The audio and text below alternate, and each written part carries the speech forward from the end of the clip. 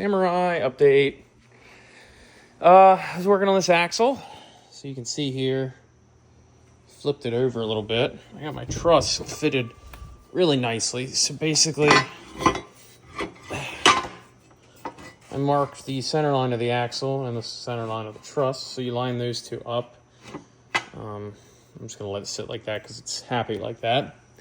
So I got these angles scribed here so I can tack the truss on here and here, and then that mount will sit right here. But first, when I tack that on, I don't want to have to cut it back off again. So I marked where it's going to sit on my axle.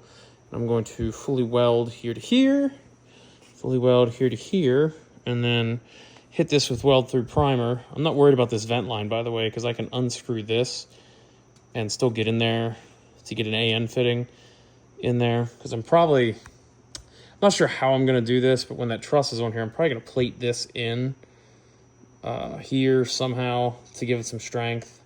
I can't really do much here in the front, but I want to try to plate that so it doesn't want to rip that mount off, because it's really just welded on these sides. So I'll probably take a plate here, tie that in so it looks nice with some windows. I've been watching how Shannon Campbell does his trusses, and I really like that. So I'm probably going to sort of mimic that a little bit.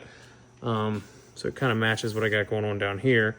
Do something like that up here to tie that truss in, but I want to get this welded here and here. I'll tack the truss on yet tonight after I weld through primer everything, tack the truss on, and then I'll probably put this guy in my welding table, jig it up real nice, and then sort of tack it all together here.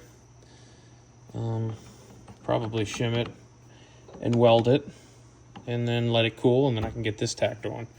So I'm probably gonna, like I said, I'll tack it all up, make sure it's all nice and square, mock it up on top of the truss, and then finish weld it. So start by getting these guys here welded in.